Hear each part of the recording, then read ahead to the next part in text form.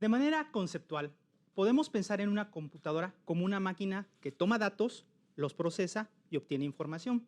Pero para que esa máquina pueda hacer lo que tú le pides, necesita de un intérprete. Ese intérprete es el sistema operativo. Hola, ¿qué tal? Soy José Javier Suárez Pérez y te voy a platicar un poco de la historia de los sistemas operativos y para que te des cuenta de la trascendencia de los sistemas operativos actuales. No olvides tener tu libreta y tu bolígrafo para que puedas hacer las anotaciones que consideres pertinentes. ¿Qué es un sistema operativo? ¿Lo recuerdas? Un sistema operativo es un programa que prepara a otros programas para que puedas empezar a trabajar. Es un intérprete entre tu usuario y la máquina. Es el software que sirve de punto de partida para que puedas comenzar a trabajar. Gobierna, controla la información que entra y sale durante el procesamiento de datos. Pero, ¿cuál es su origen? ¿Cuándo surgen? El origen de los sistemas operativos está relacionado con la evolución de las computadoras, de tal manera que podemos hablar de las generaciones de los sistemas operativos. En la década de los 40 del siglo pasado, las máquinas eran grandes, ocupaban los espacios de las grandes universidades, los sótanos, eran construidas de bulbos. Computadoras como Mark I, Mark II, ENIAC, UNIVAC son equipos representativos de esta época. De 40 a 50 es lo que se considera como la primera generación de computadoras. Es pertinente aclarar que en esta generación no existe un sistema operativo como tal. Las máquinas eran operadas de manera manual por medio de interruptores, de switches.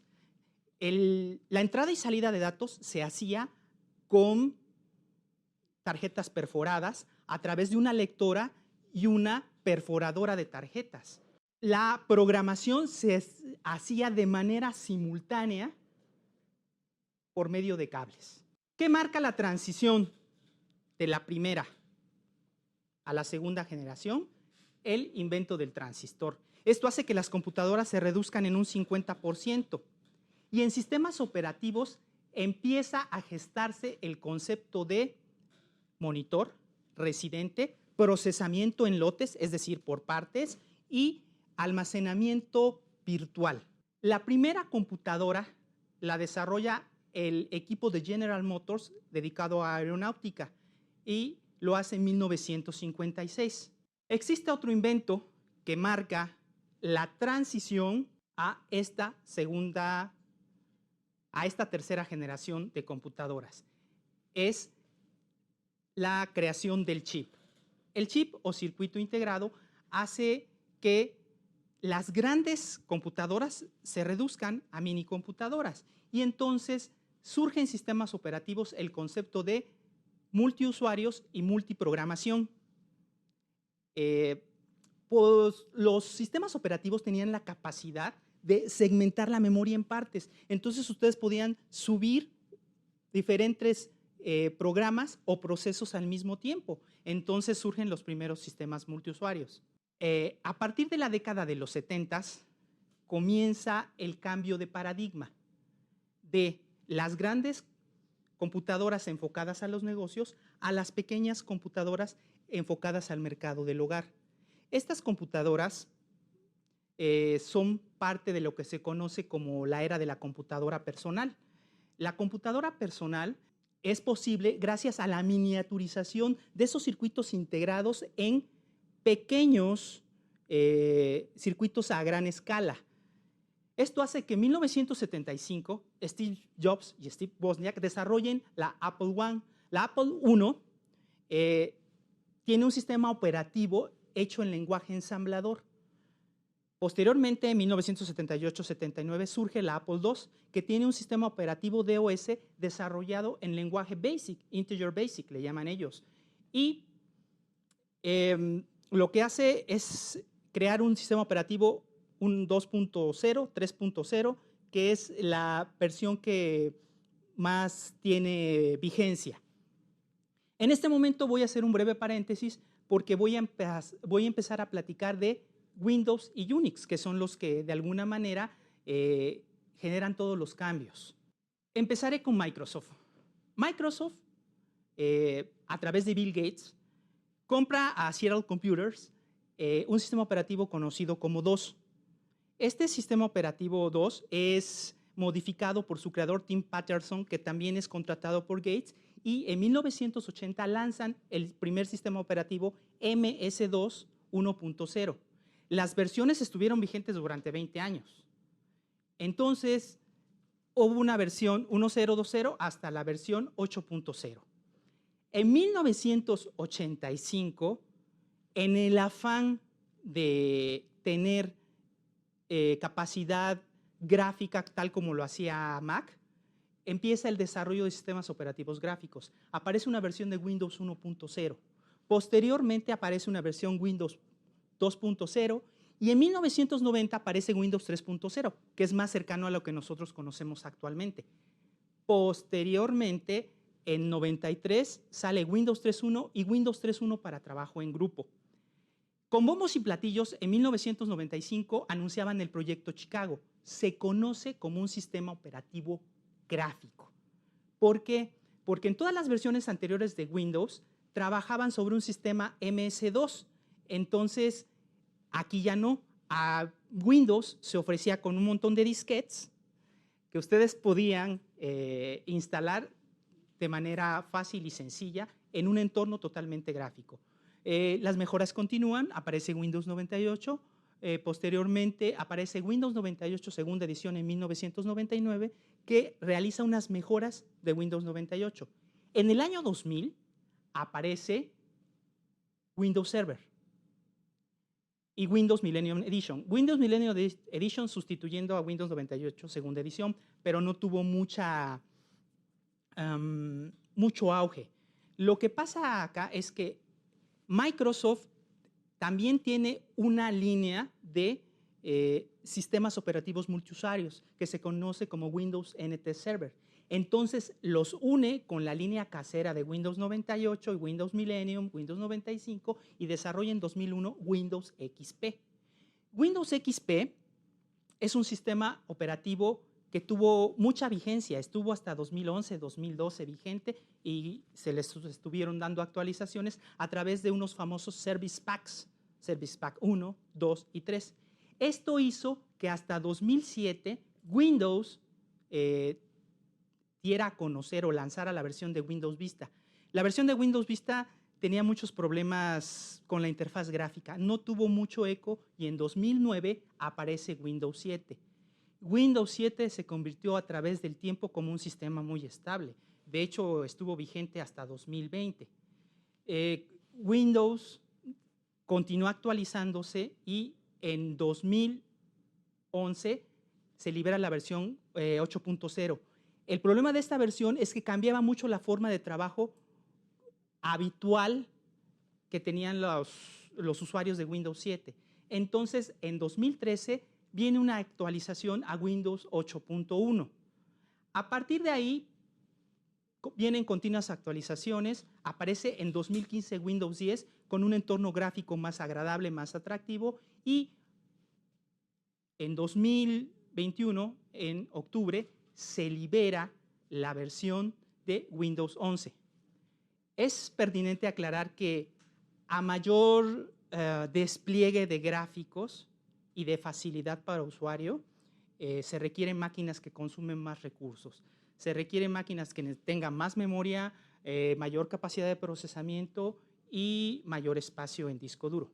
Platiquemos en estos momentos de Unix. Un sistema Unix está compuesto en esencia por tres partes.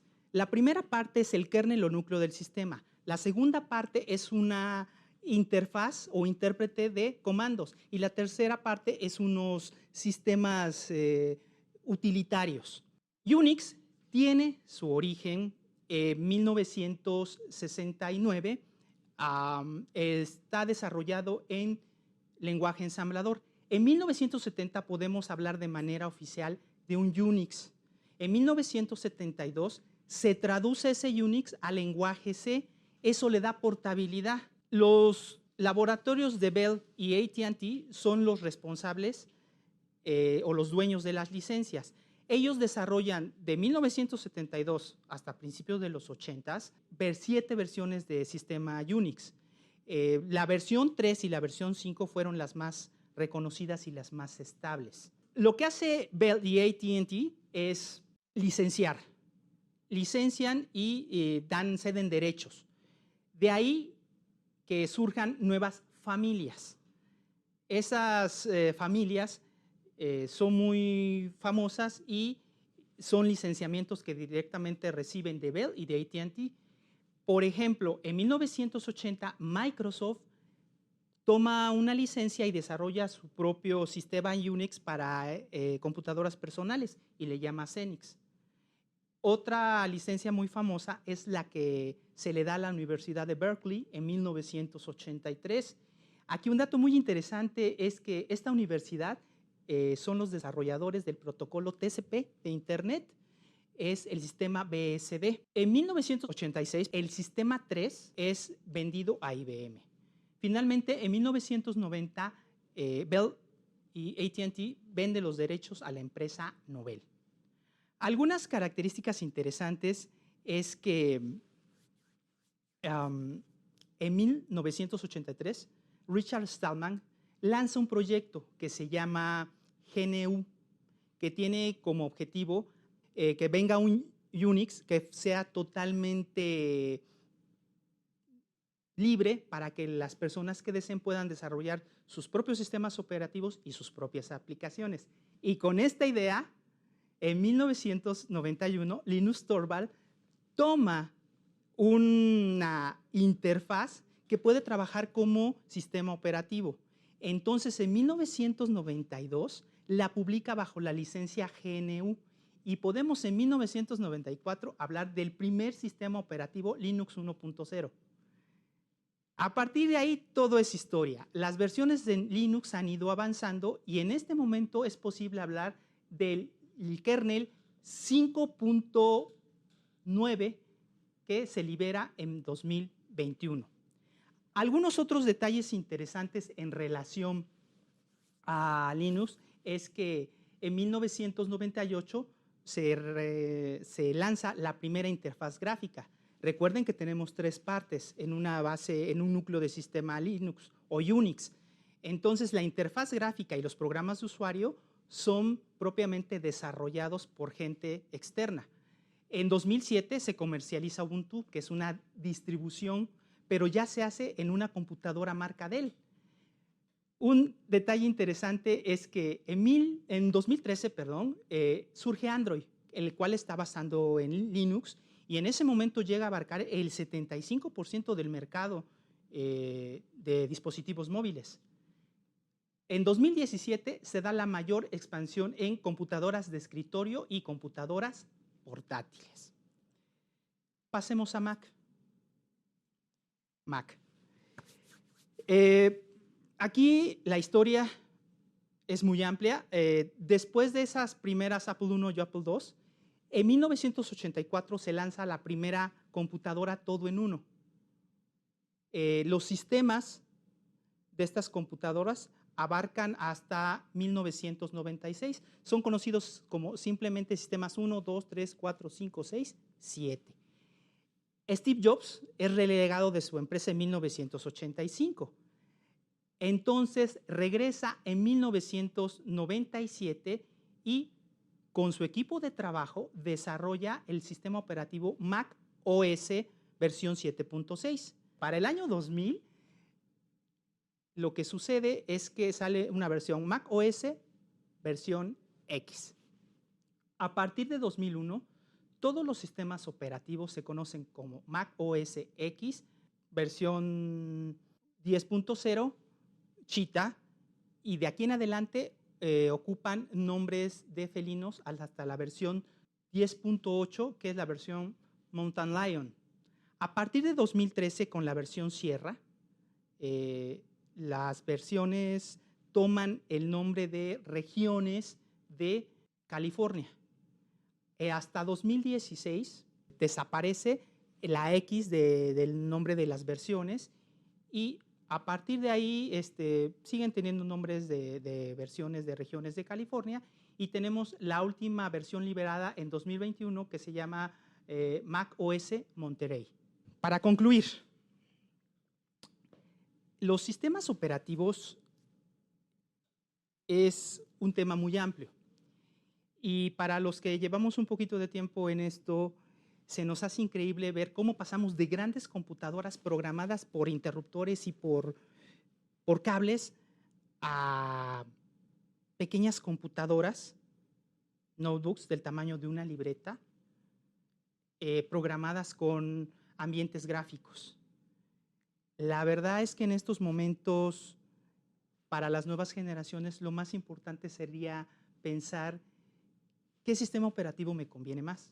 Evidentemente, la respuesta estará en función de las necesidades, de tus necesidades, de lo que tú quieras hacer, de el equipo con el que cuentes, de los programas que sepas manejar y los ambientes gráficos que domines y, bueno, también de la economía. A final de cuentas, la mejor decisión siempre va a ser la tuya. Muchas gracias, soy Javier Suárez, nos vemos en la próxima.